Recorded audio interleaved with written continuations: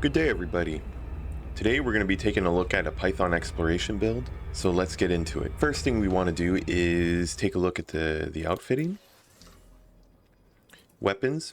The weapons are stripped down because we are going to be an exploration ship, and the weapons just add additional mass to the build, lowering our jump range. So we have no weapons on our ship. Utility mounts are all heat sinks because usually when we're fuel scooping from a star, there is a good chance that our ship will be overheating. Core internals are lightweight alloys. Power plant modified with stripped down and low emissions power plant to reduce our thermal load. The thermal load on this ship is quite low to help reduce the amount of heat that we generate whenever we're scooping from a star. And the main reasons for that is to reduce the amount of module damage that we take on our ship whenever we're scooping. Thrusters are clean drive tuning with thermal spread to reduce our heating even further. This is an exploration build. We're typically not flying around in regular space, so the thrusters aren't that important. We could even probably lower these to a different grade thruster to maybe a class 4 or maybe 5, whatever's the lowest that you're able to load on your ship. We maxed out our frameshift drive. Our modifications are increased FSD range and deep charge to get the most out of our jumps as possible. Life support system is lightweight. Power distributors, I engineered one rank of high charge capacity, and then I engineered it with down. Sensors, lightweight sensors to reduce the amount of weight on our ship, and the typical fuel tank that comes with the ship. Alright, so cargo rack. In this area, there's some of these modules that are optional. The cargo rack's optional.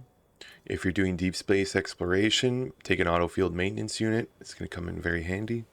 Fuel scoop is necessary. We definitely need a fuel scoop on your ship or you're going to run out of fuel. Guardian frameshift drive booster. This is a nice to have. As you can see, it increases our jump range by 10.50 light years. Fuel tanks. Fuel tanks definitely help on the ship.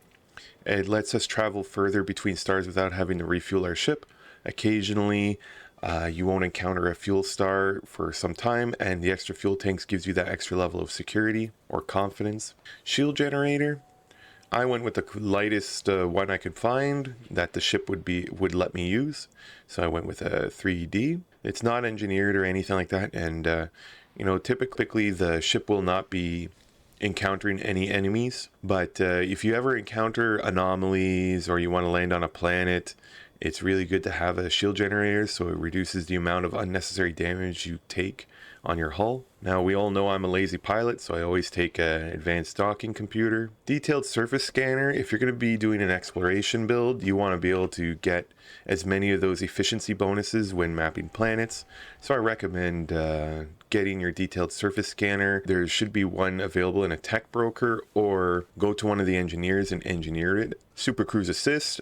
I know a bunch of you out there probably don't use it, but it's still a really powerful module whenever you're doing exploration. The theory behind it is whenever you enter a system, you do your full system scan, you scan all your planets, you find one that's interesting or has a high payout, so you find a water world, you select it in the full spectrum scanner, then you turn on your Super Cruise Assist and you fly towards the planet.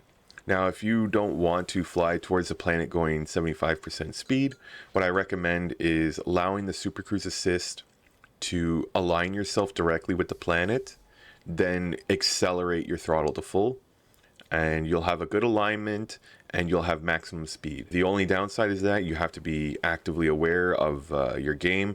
Whenever you reach 7 seconds to the target, 6 seconds to the target, I recommend 7 seconds to the target. Hit your 75% speed and you'll enter orbit, and it'll make things a lot easier and more cinematic for your exploration. It's pretty fun watching probes land on planetary surface as your ship is orbiting it. And that's the general build.